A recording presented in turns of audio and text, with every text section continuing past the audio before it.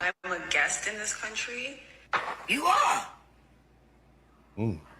I mean, yeah, you were born here, but your family and stuff is not from here. You said that you have learned American history and African American history. However, you have not lived it and you have not derived from it. And because of that, Let me know. yes, you are a guest in this country. Okay, I'm gonna say this one time and one time only because I feel like everyone's being purposely dense.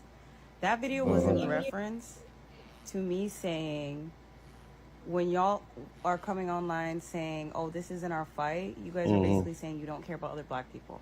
And then I have other people in my comments saying they don't care about other black people, and then try to say I'm a guest in the country that I was born and raised in. Okay. America is. So here's the thing.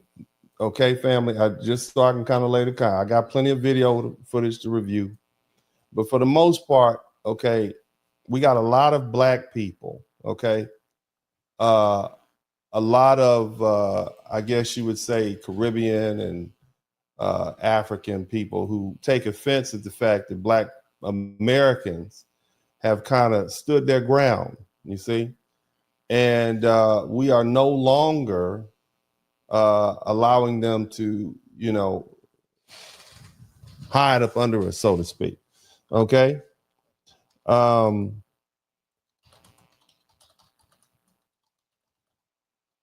So as we delineate from other members of the African diaspora, a lot of things, a lot of difference between our heritage and theirs is coming up, you see. And they don't like it. Now, I'm going to be honest with you. I've never really had any problems with anybody, whether they be Caribbean, Jamaican, Trinidadian, Dominican. I haven't had any problems with anybody per se. But just like me saying I hadn't really had any problems with white people per se related to racism, that still doesn't mean that my people haven't had a problem with it. And so because of that, it's incumbent upon me as a black man who is educated, who is a foundational black American, to make sure that I advocate on behalf of my people. Here's the thing you need to understand, okay? All right, y'all with me? I need you to understand this. There are a lot of people out there who are angry because these ICE raids and the changing political climate is starting to heat up, and it's starting to affect them personally, you see?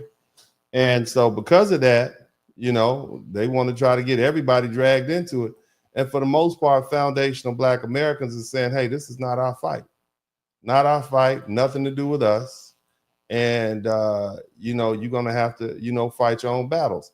And so tonight, we're going to have a very necessary conversation about truth, history, and entitlement.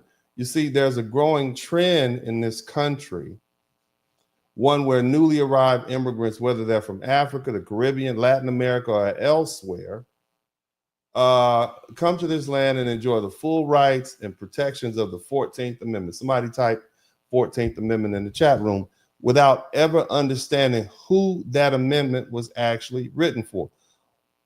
You see? And so now it's necessary, or really they don't know why it was necessary in the first place. They don't know who paid the ultimate price to make it law. Okay. And at the end of the day, it was us. And we need to be clear that the 14th Amendment was not designed for the world. Okay. It was designed for us. It was created to repair the legal and moral damage done to the descendants of Africans in the United States who were in the slave industry, who were chattel slaves, who were born, who were bred, who were sold, who were brutalized on this soil. It was a legal tool meant to transform a former slave into a full citizen after nearly 250 years of forced labor. All right. It was used to help restore family separation and repair the systematic dehumanization that we suffer. And yet today, we're being told to share the hard-earned status with people who just arrived, who don't know our history, who don't care to learn it, and who in many cases, they look down on us while benefiting from the systems we were unalive to create. So tonight, somebody type tonight. So tonight, we're going to break it down why the 14th Amendment was written specifically for Black Americans or foundational Black Americans, and how it's been exploited by others, and why foundational Black Americans have every right to reclaim, defend, and define what belongs to us. If you're ready to talk, I'm ready. I got my jelly jar. If you're ready to talk, we're not going to talk about revisionist history. We're not going to talk about Pan-African fantasies. And we're definitely not going to talk about immigrant fairy tales. We're going to talk about hard, legal, constitutional truth. You need to buckle up. Somebody type buckle up in the chat room. You need to buckle up. You understand me? Put your seatbelt on. That's what you need to do. All right? Because the foundation is speaking. And it's time the rest of the world listen up. Now, are you with me?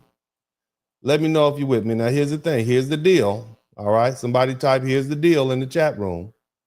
Right? Here's the deal. If you learn something, I should earn something. In other words, if you learn something tonight, and I know you will, then I should earn something. Don't waste my time.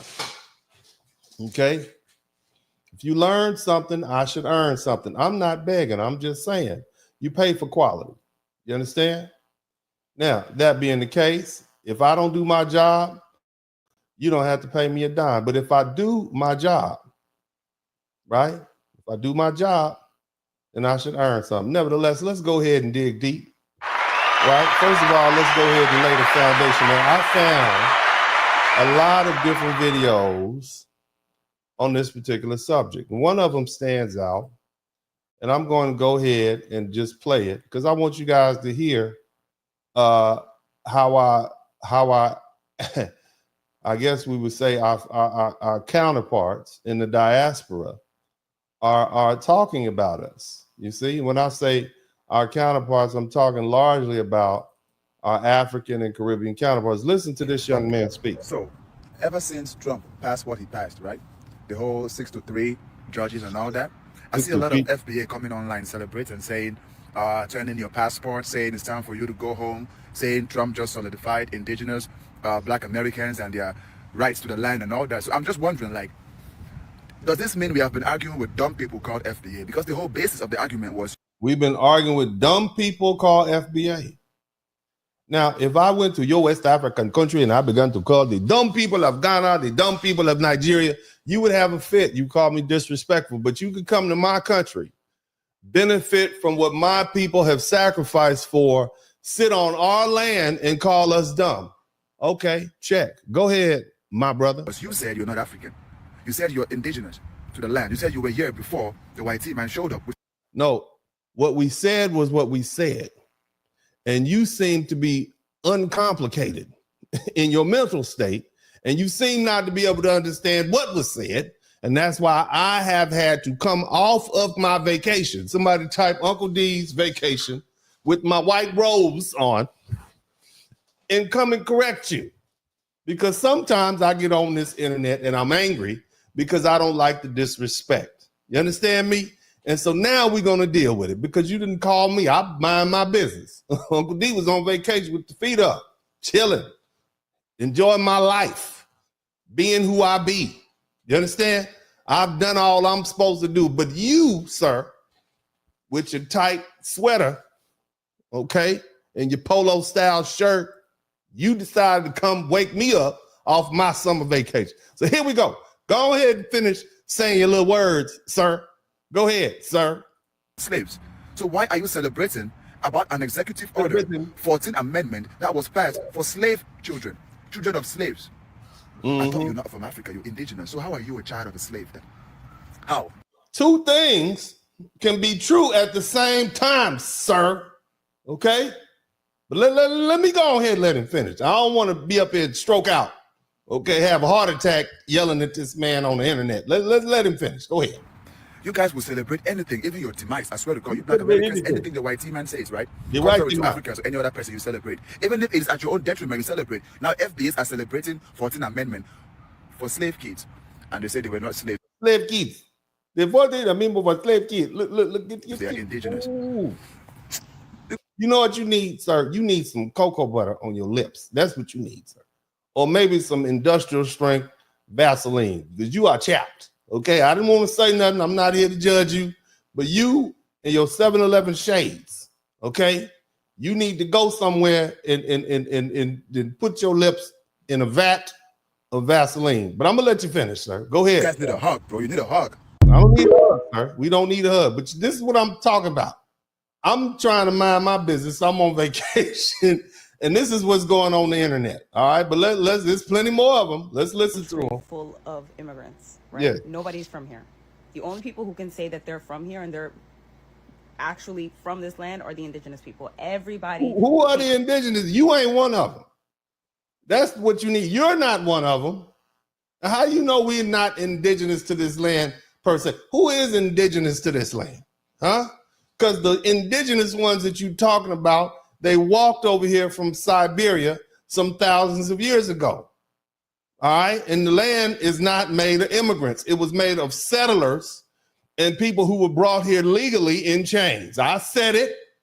They were brought here legally in chains. In chains, yes, but legally also. Okay. We were not immigrants. We were imports.